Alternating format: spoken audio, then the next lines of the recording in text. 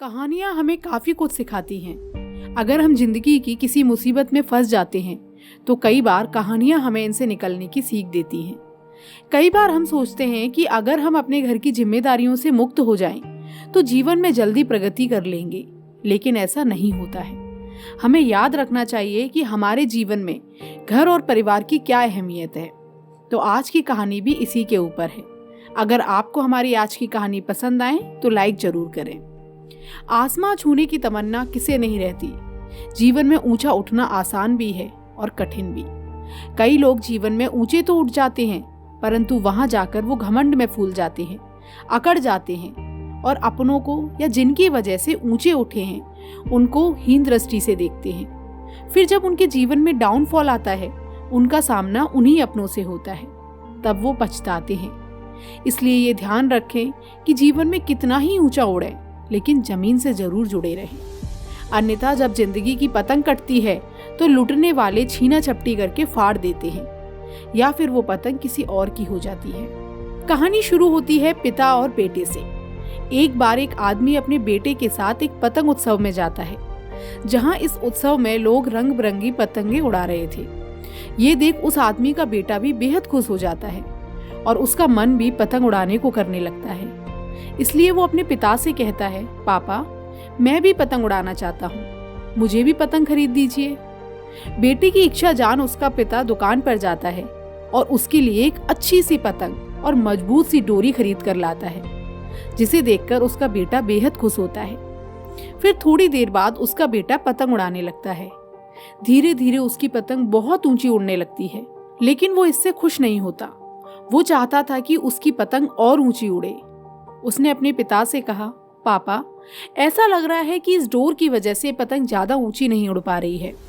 अगर मैं इसकी डोर काट दूं तो ये पतंग आजाद होकर और ऊंची उड़ने लगेगी। लेकिन पिता ने अपने बेटे को कहा कि बेटा, अगर तुम इसकी डोर काट दोगे तो तुम्हारी पतंग नीचे गिर जाएगी, क्योंकि आसमान में जब पतंग उड़ती है तब उसे कई पतंगों से चुनौती का सामना करना पड़ता है। कई बार किसी पतंग से बचना होता है और कई बार किसी पतंग को काटना होता है। आसमान में देर तक बने रहने के लिए संघर्ष करना पड़ता है, न केवल किसी दूसरी पतंग से बल्कि विपरीत चल रही हवाओं से भी। और जीवन भी तो इसी तरह से है।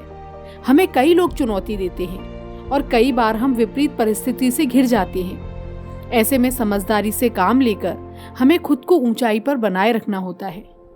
लेकिन बच्चे को पिता की ये बात समझ नहीं आई और उसने अपने पिता से फिर से जिद की कि वो उसकी पतंग की डोर काट दे। पिता ने आखिरकार उसकी बात मानी और पतंग की डोर काट दी। डोर कटते ही पतंग और ऊंची उड़ने लगी। ये देख बच्चा बेहद खुश हुआ। लेकिन कुछ देर तक तो पतंग ऊंची उड़ी, लेकिन फिर वो एक मकान की छत पर जा गिरी। ये देख बच्चा हैरान हो गया, क्योंकि पतंग की डोर काटने के बाद भी वो नीचे गिर गई थी। उसने अपने पिता से पूछा, पापा, ये क्या हुआ? पतंग नीचे क्यों गिर गई?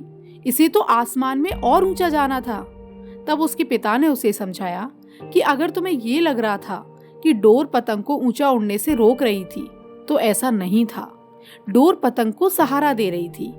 हवा की गति अनुसार डोर खींचकर या उसे ढील देकर पतंग को ऊंचा उड़ाने में मदद मिल रही थी। लेकिन जब डोरी को ही काट दिया, तब पतंग को मदद मिलनी बंद हो गई। इससे पतंग नीचे गिर पड़ी। ठीक ऐसा ही जीवन में भी होता है। जब व्यक्ति जीवन की ऊंचाइयों पर पहुंच जाता है, तब उसे लगता है कि उसका परिवार उसे डोरी की तरह पकड़े हुए है और उसे सफलता की ऊंचाइयों पर पहुंचने से रोक रहे हैं। लेकिन हम ये कैसे भूल जाते हैं कि हमारा परिवार ही है जो हमें इन ऊंचाइयों पर ले जाता है। परिवार द्वारा दिया जाने वाला नैतिक बल ही हमें सफलता दिलाता है। ये सुन उस बच्चे को उसकी गलती समझ आई। इस कहानी से हमें ये पता चलता है कि कई बार जब हम सोचते हैं कि अगर हम अपने परिवार की जिम्मेदारियों से मुक्त हो जाएं, तो जीवन में जल्दी प्रगति कर लेंगे, लेकिन ऐसा नहीं होता। हमें ये याद रखना चाहिए कि हमारे जीवन में घर और परिवार की क्या अहमियत है। परिवार ही है जो हमें आगे बढ़ाने में हमारी मदद करता है। हमारा परिवार ही हमें प्रेरित करता है। तो दोस्तों, मैं उम्मीद करती हूँ आज की कहानी आप सभी को पसंद आई होगी। अगर आपको हमारी कहानी पसंद आई है तो आप हमारे इस वीडियो को लाइक करें और हमारे इस चैनल को सब्सक्राइब जरूर कर लें। मिलती हूँ आपसे एक और नई कहानी लेकर। तब तक के लिए अपना ख्याल रखें।